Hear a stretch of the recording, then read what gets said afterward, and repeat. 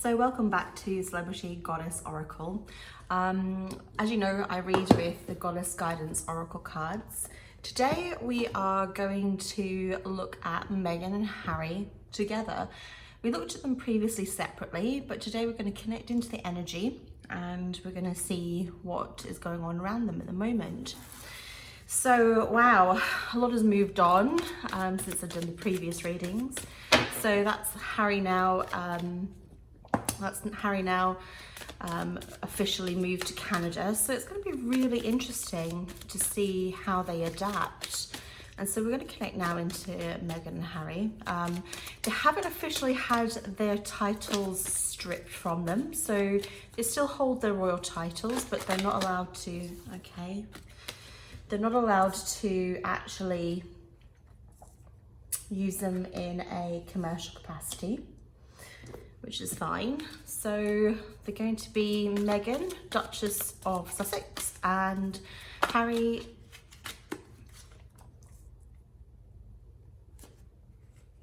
Duke of Sussex, respectively. Okay, interesting cards coming out. Okay, so it'd be really interesting to see, I think in particular, how things settle down and how Harry and Meghan sort of handle things going forward in the public eye. We've seen pictures of Meghan out walking her dogs and holding baby Archie in a baby carrier. I have to say, I don't say this as a criticism, but she didn't exactly look very comfortable, I have to say, at all. So, okay, that's really interesting. And let's have a look. Okay, I'm flying out today. Okay.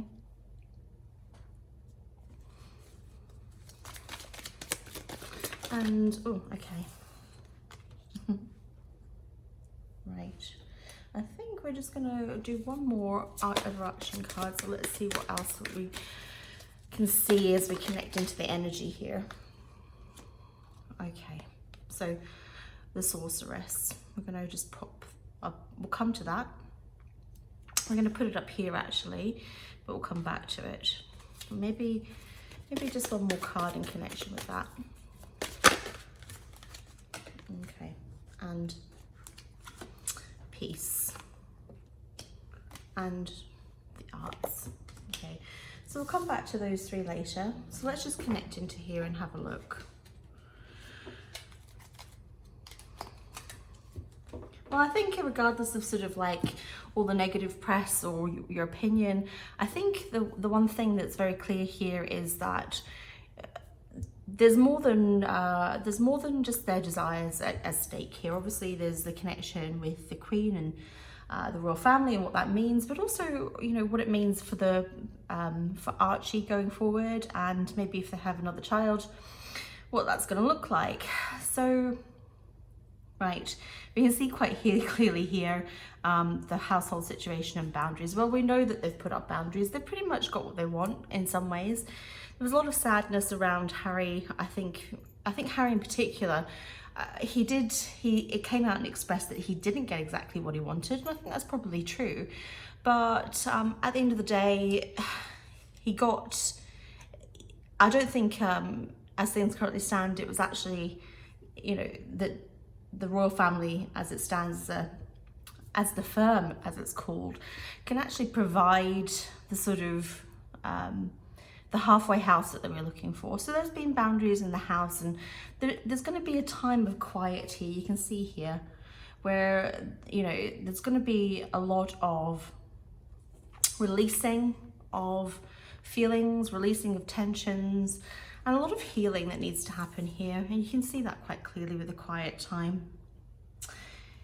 It says here, undying love, assault, and undying love. The love that you have shared is eternal, regardless of the situation. And that connects back here to this past life card. There's when we did the Harry and the Meghan reading previously separately as individuals and not as a couple, the past life card came up in both of their readings actually, and the past life here represents karma. So they're working through a lot of cycles, a lot of karma. I think when we did the Meghan reading from memory, we talked about karma coming up time and time and time again for Meghan in particular, actually.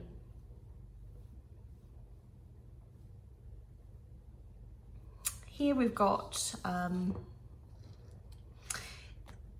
these people, the two of them together, and we like I said, we've looked at them separately, but together they do share this divine passion. They do share this divine passion, and it is connected to Mother Earth and environmentalism here. And I think it's going to take time. There's definitely going to take time. There's going to be a quiet time like we've seen here, and it is going to take time. But eventually, you know, the opportunity to actually share their knowledge is going to strengthen, and there will be a changing of the tides, and people will over time come to accept that there has been this change in dynamic, and that it's for a good thing, because here's the bright future, and the two of them really do have a bright future together.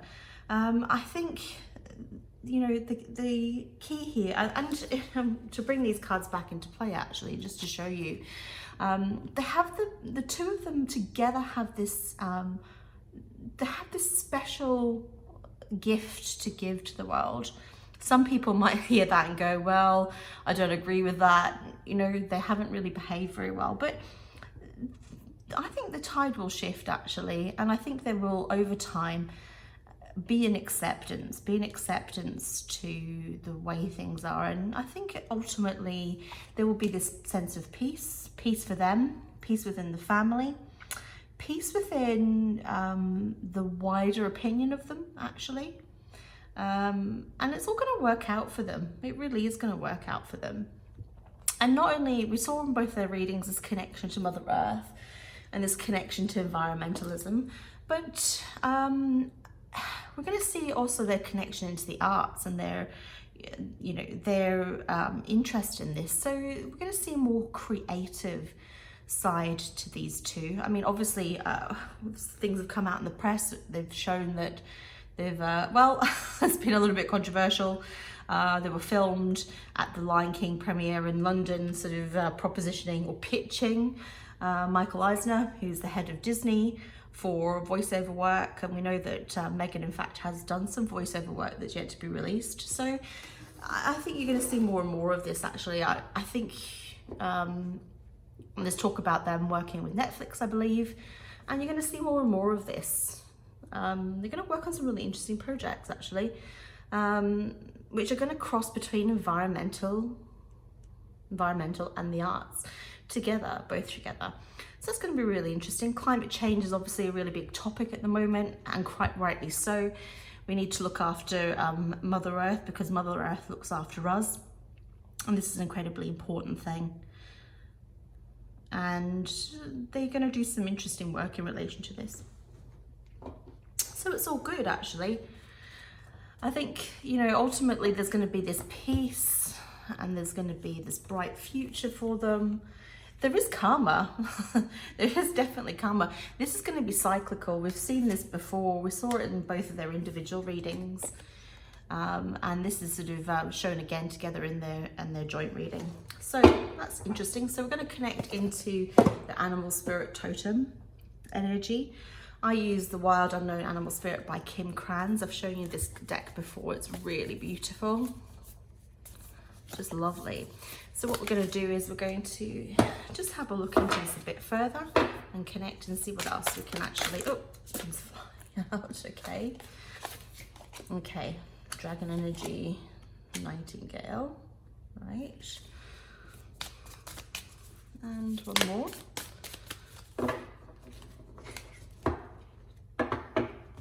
Well, put it this way, Canada is certainly going to be a lot colder than even the UK to live in. So that's going to take a bit of adjustment.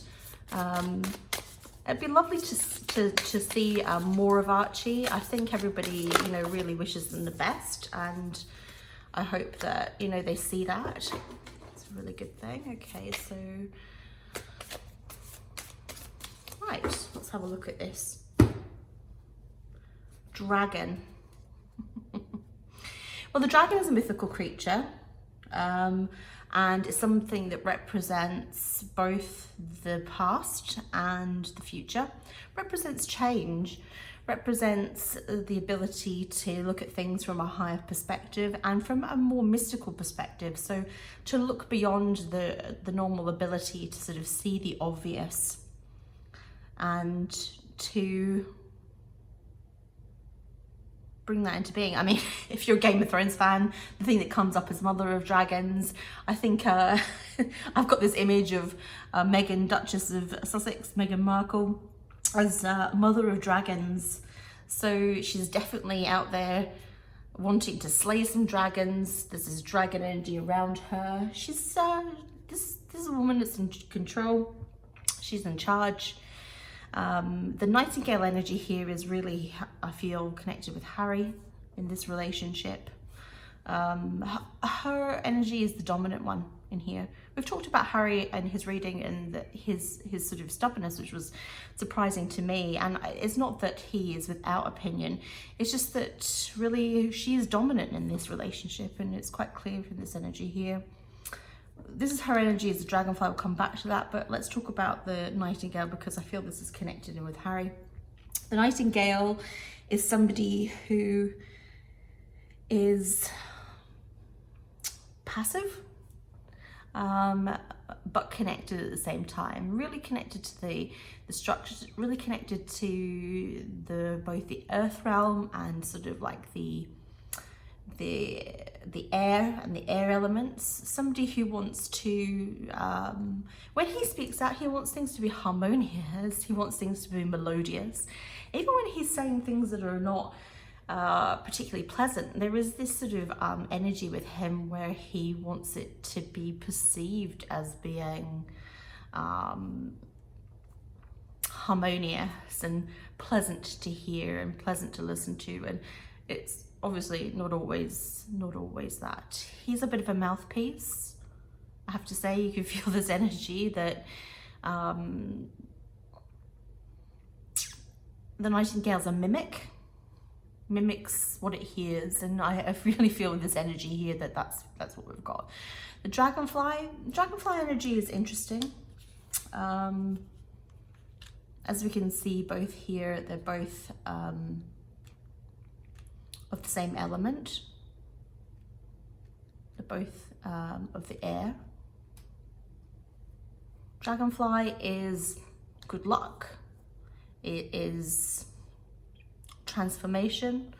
It is changing from one thing into another, but it's also short-lived. So that's the challenge here. You know, these are both, this is sort of like a long-term energy here. This is sort of connected into the higher spirit. This is connected to the future, the past, and beyond into the divine. And these are very much earthbound energies. And short-lived, maybe not short-lived is maybe the right way to put it. Short-sighted, actually, that'd be the better way of pushing it. Short-sighted. And so let's go one more, actually. So let's have a look at a combining energy. So let's see if we have a combining energy. Okay. Oh, this is good. This is good. The dolphin energy. Who doesn't love the dolphin? And the dolphin is also connected in a way with the dragon. The dolphin is, we've talked about the dolphin previously. The dolphin is a young energy. It is an ancient creature, somebody that is an energy together, which is playful and connected to the divine, connected to the deeper meaning of life, represented by people that are still sort of like in middle life, actually, which is probably where they are at the moment. And I feel with this, they'll bring a lot of growth, actually, and a lot of growth to themselves. And I feel obviously a lot of growth connected to the other things that we've talked about and their connections to the art and environmentalism. So, and also luck, you know, we talked about luck with the dragonfly, but also the dolphin comes in and also connects with this luck energy also, and the bright future. So things are looking good for them, actually. Things are looking good for them. It will settle down. It's going to take time, but it's going to be really interesting to see what they do next. And yeah, so with that, I'm going to leave you. If you would like to subscribe, that would be amazing. I would love you to comment below and let me know if there's a particular person that you would like me to read. We're all gods and goddesses in our own lives. I do private readings, so if that would be of interest to you, that would be amazing. Just reach out and connect. And also have a look at the other videos on my channel. As I said, I've referenced 2 previous ones that I've done in relation to Harry and to Meghan separately. So if you'd like to look at that, that would be also great. In the meantime, I'm sending you love. I hope that you look after yourselves and you look after each other. And I look forward to connecting with you soon. Bye.